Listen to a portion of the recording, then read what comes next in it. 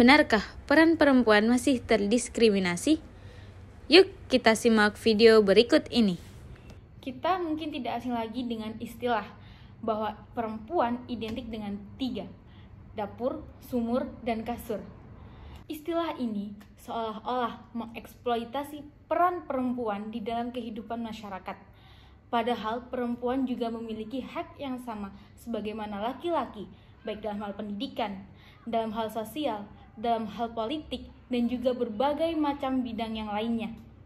Tentunya dengan syarat ada batasan-batasan Islam yang harus tetap dipatuhi oleh para perempuan. Kita bisa lihat dalam Quran Surat Al-Qasas ayat 23 tentang sebuah cerita 2 perempuan yang memberikan minum pada ternaknya. Ibnu Ashur mengatakan bahwa di dalam ayat ini bisa diambil salah satu cabang hukum fikih, yaitu syar'u man qablana, syariat-syariat yang ditetapkan kepada umat terdahulu sebelum adanya Nabi Muhammad SAW. Beliau mengatakan bahwa syar'u man qablana ini meskipun berlaku pada masa sebelum Nabi Muhammad SAW juga bisa berlaku kepada kita umat Nabi Muhammad SAW selama tidak ada ayat ataupun hadis yang menasih atau menghapusnya. Apa itu? Ini terkait hukum seorang perempuan yang bekerja sebagaimana pekerjaan laki-laki.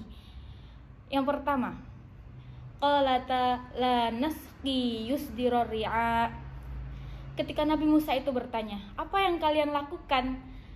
Mereka berdua menjawab, "Kami tidak dapat memberikan minum hewan-hewan ternak kami sebelum penggembala-penggembala itu membawa pulang hewan tersebut."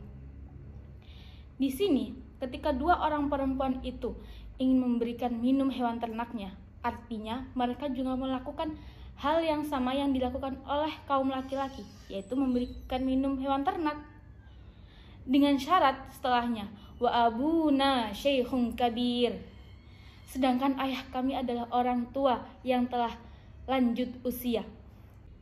Ini menjadi alasan kenapa mereka melakukan pekerjaan laki-laki, karena tidak ada yang bisa menggantikan selain 2 perempuan ini, karena ayahnya yang telah tua renta dan tidak mungkin melakukan hal tersebut.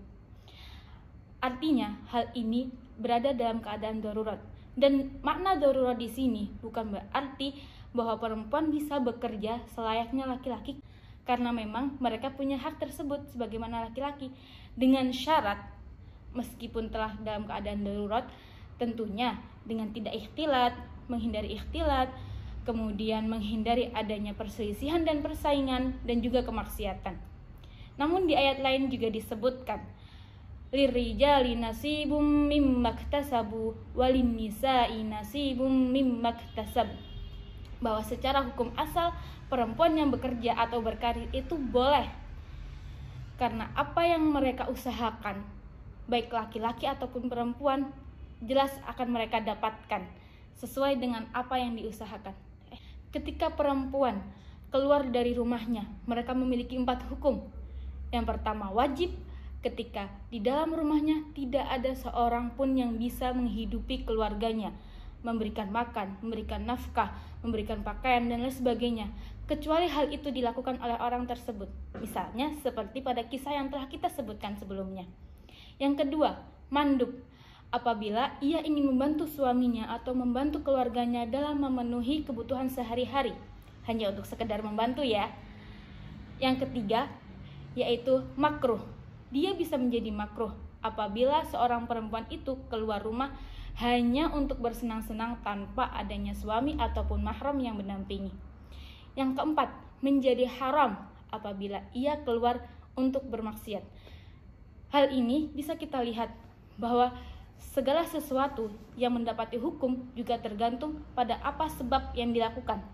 Jadi harus dilihat dulu sebabnya apa dan kenapa, baru ditetapkan hukumnya. Jika kita tarik ke belakang pada masa Nabi Muhammad SAW, banyak sekali para sahabiat yang juga berperan penting baik dalam sosial, baik dalam politik atau peperangan misalkan, baik dalam hal pendidikan. Kita mungkin tidak akan merasakan air Zam-Zam tanpa adanya jerih payah Ibunda Siti Hajar. kita juga mungkin tidak akan mengetahui banyak sekali hal tentang Nabi Muhammad SAW dalam kehidupannya sehari-hari tanpa adanya Sayyidah Aisyah radhiyallahu anha yang telah meriwayatkan banyak sekali hadis daripada istri-istri yang lainnya. Atau kita mungkin akan mendengar sebuah cerita bahwa Nabi Muhammad akan terluka sangat parah ketika tidak ada Ummu Amarah yang melindunginya ketika dalam perang Uhud. Lalu sekarang kita kembali di masa saat ini. Banyak sekali wanita-wanita di luar sana, baik di Indonesia, di Mesir, ataupun di negara-negara yang lain, yang menginspirasi dan juga berprestasi. Peran mereka sangat mendukung dalam berbagai hal, baik dalam pendidikan, baik dalam sosial, baik dalam politik, ataupun hal-hal yang lainnya.